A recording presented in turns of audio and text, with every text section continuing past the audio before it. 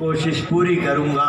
माटी का कर्ज तो कोई आज तक पूरा नहीं उतार पाए, लेकिन कोशिश यही रहेगी कि धीरे धीरे करके मैं भी सोनकच्छ को ऐसा 5 साल में गढ़ूं कि लोग बोले कि नहीं, अब सोनकच्छ एक नगर, और ऐसा नगर। मेरी तो ये इच्छा है, जैसे सड़क है ना, इधर दो ही तरफ खाली है, पूरी पेवर लग जाए यहाँ से वहाँ तक, पेवर ब्लॉक, जितनी सड़क है बड़ी बड़ी सबके साइड में पेवर ब्लॉक लग जाए, धूल खत्म हो जाए, एक सौंदर्य दिखना चाहिए।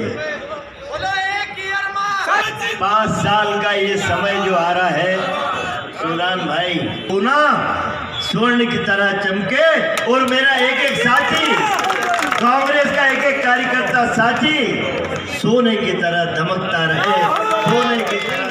कांग्रेस के कार्यकर्ता ने अनुशासन का पालन किया है, मैं इतना अनुरोध बार बार कर रहा हूँ। सेवा दल आगे, पीछे महिलाएं।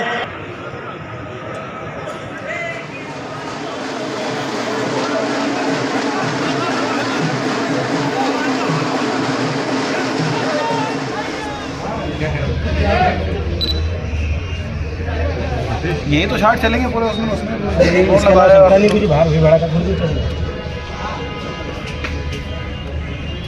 मुहूर्त था, और मैंने सनातन धर्म के अनुसार वरिष्ठ पंडितों से मुहूर्त दिखला के आया। कोई भी शुभ कार्य करने जाओ तो यदि मुहूर्त के हिसाब से करो तो उसमें सहायता मिलती है आपके कार्यों को सफलता में। तो आज मैंने अपना नामांकन विधानसभा के लिए भरा। भैया, बीजेपी ने कई जगह जो है बड़े नेता क्षेत्र में उतारे, लेकिन आपके सामने एक हारा हुआ प्रत्याशी, क्या कहेंगे? नहीं, एमएलए तो रहा है वो सांवेर से, इंदौर जिले से, जिला बीजेपी का अध्यक्ष भी रहा है। अब मैं तो तुलसी सिलावट को भेजना था जी, राजेश भाई को भेज दिया, पर हम हर समर को चुनौती के रूप में लेते हैं, हम छोटा मानते नहीं हैं। कितनी बड़ी चुनौती मानते हैं? चुनौती बड़ी छोटी नहीं, चुनौती क्योंकि चुनाव लड़ रहे हैं, रण क्षेत्र में है, तो युद्ध को चुनौती के रूप में लोगों तभी विजय प्राप्त करोगे, और विजय श्री कांग्रेस वर्ण करेगी, इतना विश्वास है। सोनकच्छ कितने हैं आप अपनी जीत को लेकर?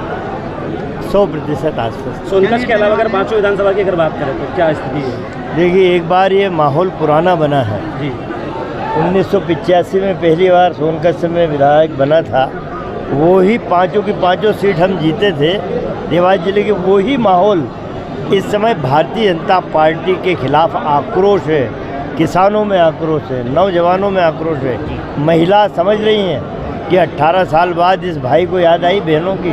18 साल से मुख्यमंत्री जब लाडली बहना याद नहीं, लॉलीपॉप दे रहा है वोट लेने के लिए, तो हर वर्ग परेशान है, महंगाई से त्रस्त है। आपने जो है अभी आम सभा की थी जिसमें कैलाश विजयवर्गीय को घोड़ा कहा था?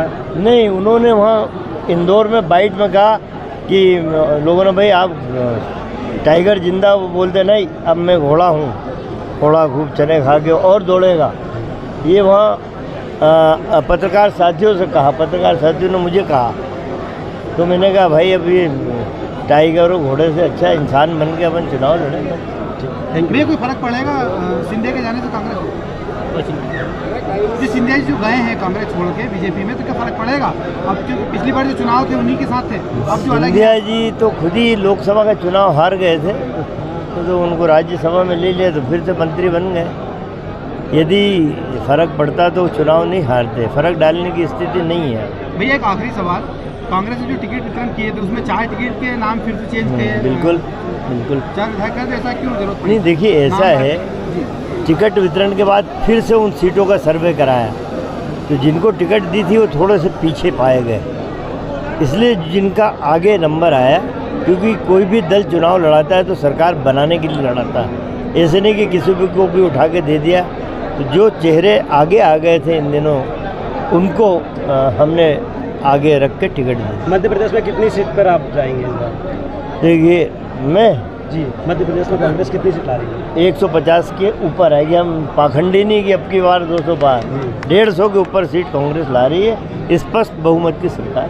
भाई, टिकट छीन के वापस आपने ऐसा नहीं कि खिलाफत मोल ले ली है? देखिए, ये कोई बात नहीं होती है। यदि हार ही रहा है आदमी अच्छा, कई एमएलए की टिकट भी बदली गई है, वो एमएलए हार रहे थे इसीलिए तो बदली ना। अब जो सर्वे आया सेकंड, उसमें वो थोड़ा पीछे दिखे तो उनकी टिकट बदली। थैंक यू भैया।